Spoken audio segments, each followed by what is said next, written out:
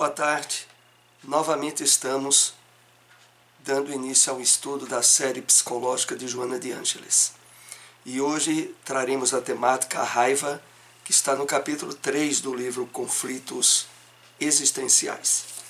Vamos para a nossa introdução, fazendo comentário de um trecho de uma mensagem do Espírito Emmanuel. Esse extraído do livro Cartas de Paulo, o Evangelho comentado por Emmanuel, a passagem da segunda carta a Timóteo, capítulo 2, versículo 21, que nos diz o seguinte: observa a que princípios serves na lida diária. Lembra-te de que o vaso de tuas possibilidades é sagrado, que forças da vida se utilizam dele. Não ouvides, acima de tudo, que precisamos da legítima purificação, a fim de que sejamos vasos para honra e idôneos para uso do Senhor. Vamos compartilhar aqui algumas observações que nos possibilite fazer uma ponte com o nosso tema desta tarde. Emmanuel, como sempre, nos convida à reflexão e de uma forma imperiosa. E assim ele nos diz: observa, presta bem atenção a que princípios serves na lida diária. Aqui é importante refletirmos de que a todo momento nós estamos interagindo com energias, com espíritos, com vibrações, tanto da esfera física quanto da esfera espiritual. E que, de acordo com a sintonia que alimentamos, nós podemos estar sendo instrumentos do bem ou instrumento do desequilíbrio. E é devido a isso que Emmanuel nos diz, nos convida a refletir. Observa que princípios serves no teu dia a dia. E continuando ele diz: lembra-te, recorda-te de que o vaso de tuas possibilidades é sagrado. Entendamos aqui, dentro do aspecto doutrinário, o sagrado que Emmanuel muitas vezes utiliza no sentido espiritual elevado. Lembra-te de que o vaso de tuas possibilidades é sagrado, é colocado face o nível de consciência que desfrutas da necessidade de sua elevação, de ele estar interagindo constantemente com os espíritos do bem, com as energias salutares. E aí ele nos pergunta: que forças da vida se utilizam dele, de nosso vaso? Porque a todo momento nós influenciamos e somos influenciados. Atuamos através do nosso exemplo, das nossas escolhas, e recebemos também influências e atuação dos espíritos que convivem conosco no plano material e no plano espiritual. Prosseguindo, ele diz: não ouvides, não esqueças, acima de tudo. Ou seja, dando o destaque necessário, que precisamos da legítima purificação, do trabalho de espiritualização constante, a fim de que sejamos vasos para a honra e idôneos para uso do Senhor. Vasos para a honra e idôneos para uso do Senhor significa estarmos tornando-nos instrumentos dos benfeitores espirituais, das forças elevadas da vida, objetivando através do uso adequado do que nós pensamos, sentimos e agimos, estabelecer de forma cada vez mais constante e próxima ao amparo e à ajuda dos espíritos do bem. E com isso nós iremos para o nosso tema, tema que é a raiva, onde iremos ver algumas colocações postas por Joana de Ângeles no livro Conflitos Existenciais e o direcionamento ao qual devemos dar a essas emoções ou sentimentos. Inerente a todos os animais, no ser humano, aqui se refere à raiva, porque é portador de vontade e discernimento, é responsável por transtornos que conseguem obscurecer-lhe a razão e perturbar-lhe o equilíbrio, produzindo danos emocionais. Nos primeiros apontamentos colocados por Joana de Ângeles, ela vai nos trazer os esclarecimentos e a conscientização indispensável sobre as repercussões e os danos causados por essa emoção quando atinge níveis de descontroles, perturbando objetivos e metas que trazemos para a nossa encarnação. Aqui, quando é falado que a raiva é responsável por transtornos, por aflições, por perturbações que conseguem obscurecer-lhe a razão.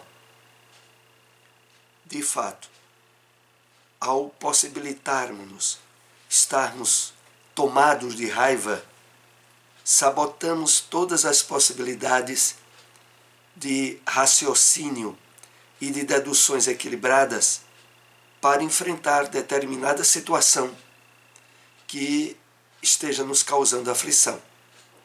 Prosseguindo, a semelhança de um incêndio, que pode começar numa fagulha e trazer prejuízos incalculáveis. A raiva também pode ser ateada por uma simples insinuação, transformando-se em vulcão de cólera destruidora.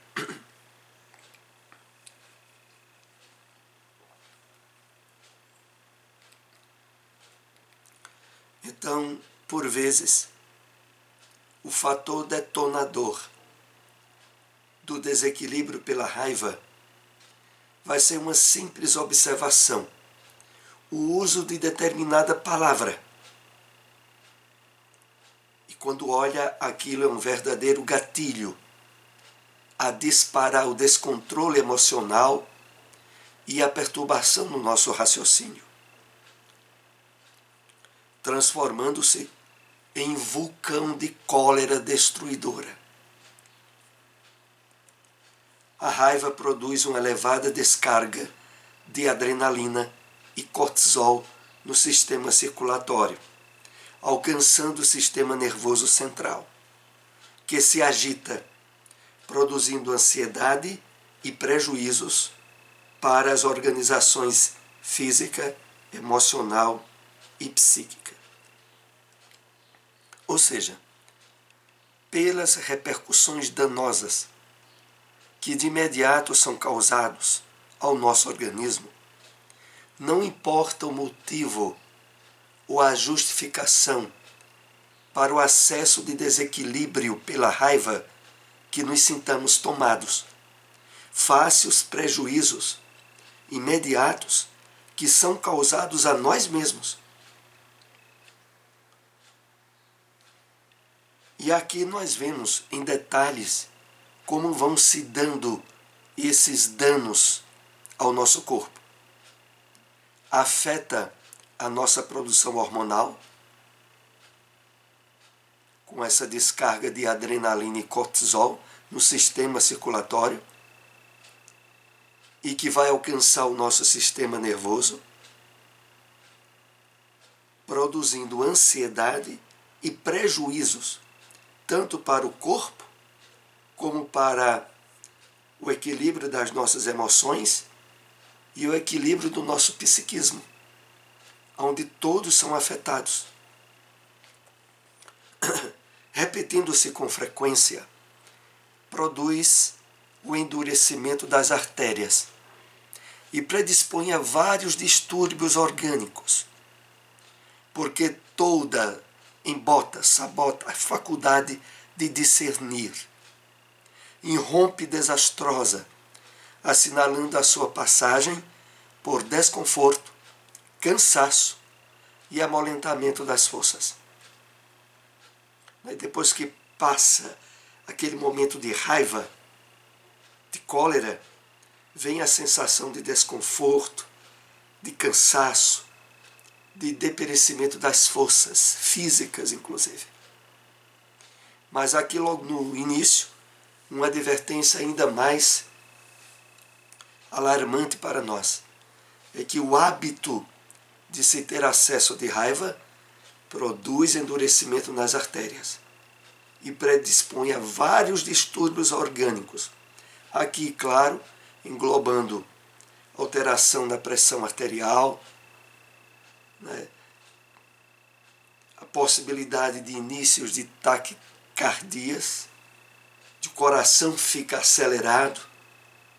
Então, os distúrbios que são produzidos são de tal monta para desencorajar qualquer um de nós a dar vazão ou motivo para ter acessos de raiva. O acumular das pequenas raivas não liberadas termina por infelicitar o ser, afligindo-o emocionalmente e levando-o a transtornos depressivos, fixando-se com revolta nas ocorrências que considera inditosas. Então, não só os grandes acessos de cólera, de raiva, mas também as pequenas raivas não liberadas, provenientes, às vezes, de mágoas enrustidas, de situações emocionais aonde nos sentimos humilhados e calcamos aquela raiva, aquele desconforto, sem que ele se expresse de imediato. Então, isso também vai acumulando-se e infelicita a qualquer um de nós, afligindo-nos emocionalmente e levando-nos, vejam só, até a transtornos depressivos, fixando-se com revolta nas ocorrências que considera inditosas.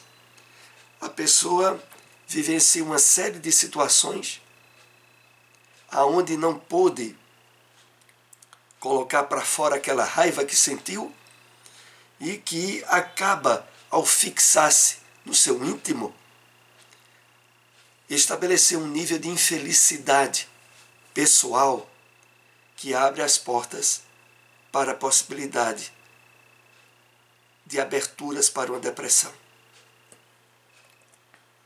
A sua constância responde por destrambelhos no sistema nervoso central, por disfusões endócrinas, por diversos problemas do aparelho digestivo e pelo irregular comportamento psicológico. Então, destrambelhos é sinônimo de desordens. A constância da raiva, ela provoca desordem no sistema nervoso central. Perturba nosso sistema endócrino, abre problemas para o aparelho digestivo. Em resumo, perturba amplamente o nosso corpo, a nossa mente, as nossas emoções.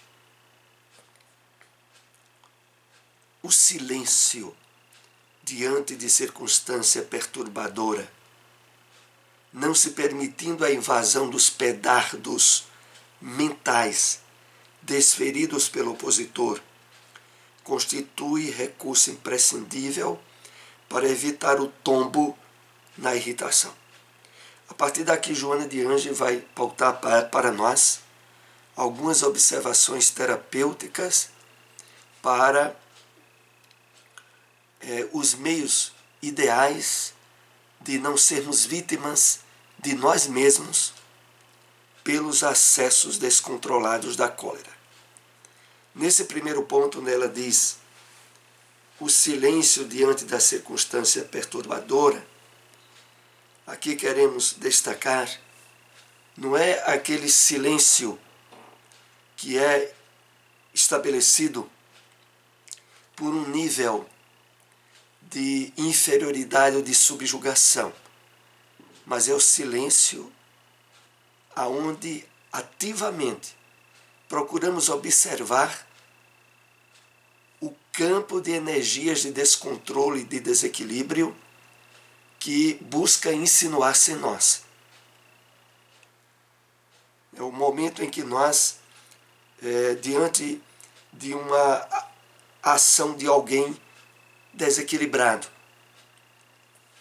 procuramos aquietar a mente e tentar perceber o que é que está ocorrendo ali, para, de certo modo, bloquear uma reação inconsciente e precipitada que seria estabelecida por um acesso colérico. E aqui diz: não se permitindo a evasão dos pedardos desferido pelo opositor. Às vezes, para que não aconteça de sermos vítimas, pedardos é uma espécie de bombas, de objeto de ferir que está sendo direcionado para nós em termos mentais. Para que isso não ocorra, para que essa invasão não se dê, por vezes somos chamados ao uso imediato da prece.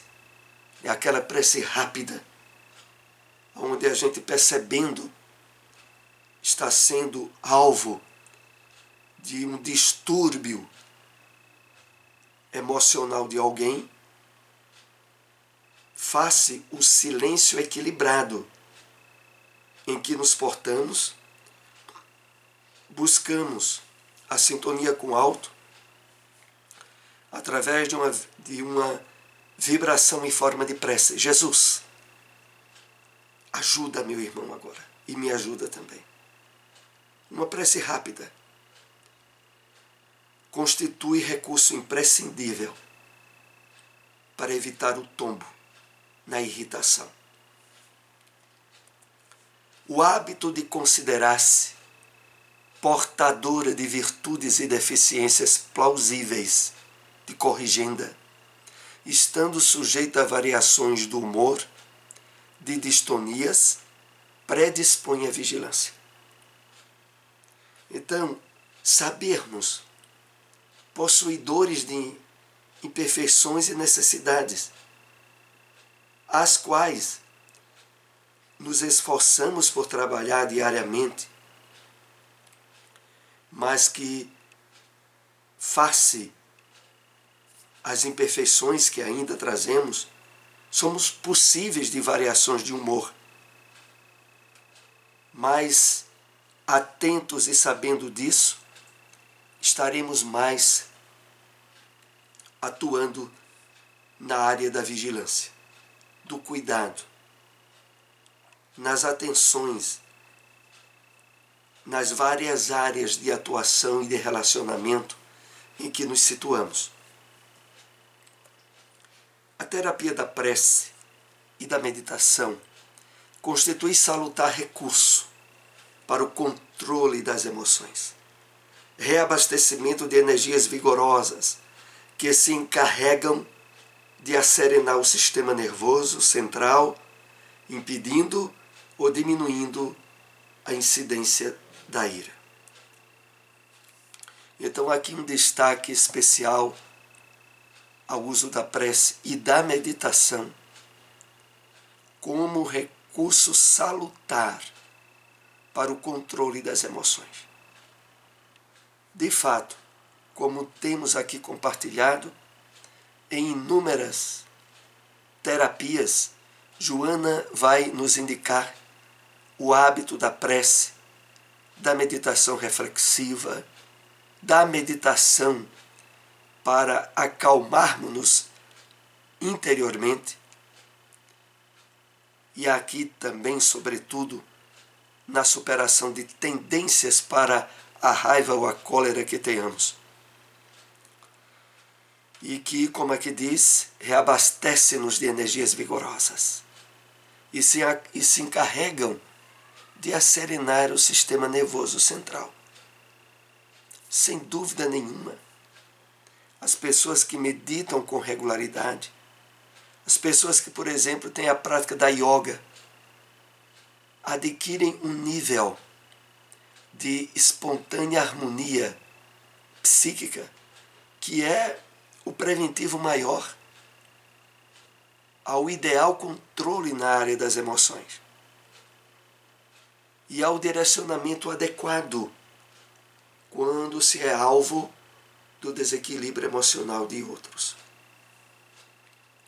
impedindo ou diminuindo a incidência da ira.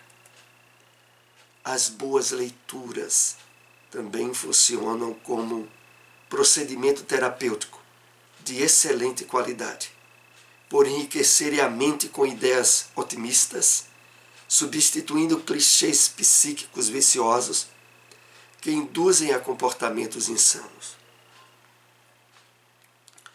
Então, é inúmeras as situações aonde as boas leituras, o estudo a respeito das leis divinas do mundo espiritual, funcionam como procedimento terapêutico de excelente qualidade, por enriquecerem a mente com ideias otimistas, por estarem substituindo clichês viciosos que induzem a comportamentos insanos. Aqui, em relação a clichês psíquicos viciosos, nós somos chamados ao cuidado, à vigilância dos alimentos em forma de filmes ou de novelas, de vídeos que assistimos e que precisa ser devidamente canalizados, adequados, impulsionadores para o nosso equilíbrio emocional, mental e espiritual. Porque muitas vezes é vendo atuações de desequilíbrio emocionais de outros, mesmo que seja através de películas cinematográficas, aquilo não deixa de fazer uma abertura, um clichê negativo do descontrole emocional, quando a atuação de atores é estabelecida num clima onde a raiva, a ira, com muita frequência, é expresso por eles.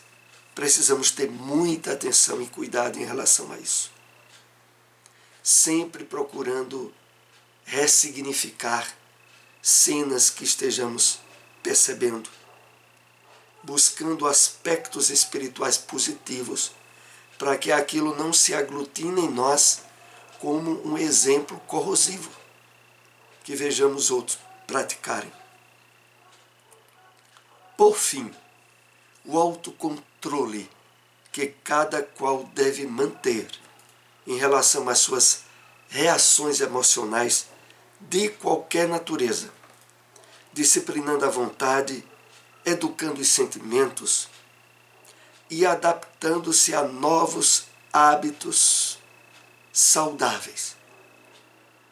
Então, esse autocontrole que devemos manter nas relações com os outros, aonde nós vamos tendo nessas situações a oportunidade de evidenciar nossa disciplina de vontade, nossa educação de sentimentos e essa adaptação que estejamos trabalhando de novos hábitos saudáveis. preciso que tenhamos bem claro em nós que não é se afastando dos outros ou do convívio social, familiar, com pessoas que não conseguem ter o esclarecimento, menos ainda a vivência de hábitos emocionais saudáveis, não é evitando-as que nós estaremos conquistando as virtudes de superação à raiva ou à cólera. Não. É em perceber no dia a dia e no convívio as oportunidades que nos são oferecidas para